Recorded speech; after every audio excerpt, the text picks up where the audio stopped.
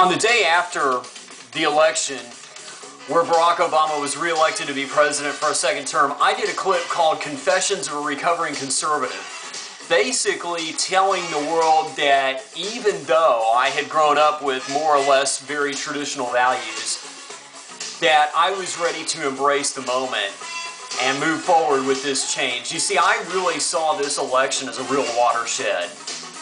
Basically, I feel like the country rose up and said, no, we meant it when we elected him in 2008, and we're not going back. And you know what? I get it. And since that time, the reaction that I've gotten from friends, here and in real life, well, really there have been three responses. Far and away the biggest, most overwhelming response I've gotten has been so much love and support from so many of you who have said to me, yeah, great, Steve, welcome on board. We knew all along that you were coming sooner or later.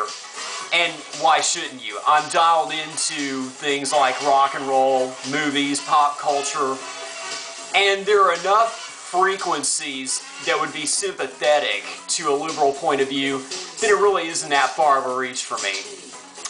The second response that I've gotten has been much more toned down, but it's been from liberal friends and conservative friends alike. Liberals mildly pleased, conservatives mildly disappointed, but really on both sides they're kind of stepping back, almost as if they're waiting to see if this will really take hold.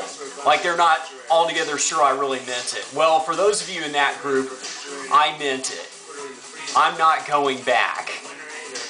And then the third response has been from my more conservative friends who, you quite frankly do feel like I've kind of let them down and are a little bit disappointed in me. As if I've turned my back on everything that I've stood for. It is to that group that I wish to speak right now. I want to tell you, first of all, I haven't turned my back on anything.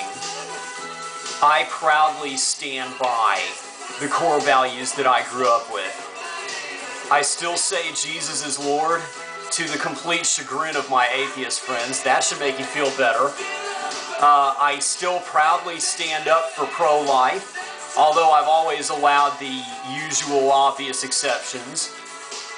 And I still say that global warming is a complete sham. I mean, come on.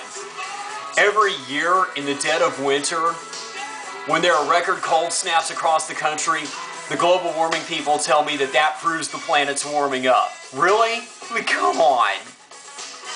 Alright, so, but then that's kind of the whole point of it. It is those very same religious values that lead me to this new direction. You see, the way I see it, the religious values that I grew up with are all about inclusiveness. They're about reaching out to bring more and more people on board and let them in, not pushing them away.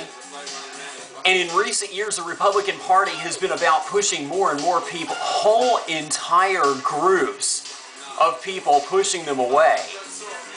I mean, come on. Their message for the Latinos is that they should self-deport, and then they wonder why they don't connect with them? Really? And I know full well, just like you do, I know that the war on women was a complete sham. Complete. But it still leaves the fact that enough Republican leaders made some very careless and offhanded comments, just enough to make it plausible so that that could stick. That's the problem. That's the real problem. And their stance on alternative orientations now places them greatly at odds and very much out of step with the rest of the country. And while we're on that subject, the very idea that all of that sort of thing, alternative attractions, alternative feelings, that sort of thing, the idea that all of that is somehow sinful, goes against God, ungodly, you know what? You haven't proven that to me any more than global warming. Now, I know you're very quick to go straight to the Bible and all the Old Testament passages on this subject. But you know what? I could chalk that up just as easily to cultural standards set within a given time and place. But that does not amount to any sort of an edict from on high. And then, okay, so what about all the New Testament, where Paul speaks out so strongly against it? Okay, fine. You know what? You just proved to me that Paul's a repressive homophobe who probably had some very deep-seated personal feelings of his own that made him very uncomfortable. But then again, I could have told you all of that. What about what Jesus had to say about the subject? I'm sorry, what was that? You'll have to get back with me on that? Oh, okay. Alright, I'll be here. You know where to find me. So, with all of that, I couldn't help but to make this change. And in fact, for me, the truest thing I could do to my core values is to move away from the conservative movement and the Republican Party.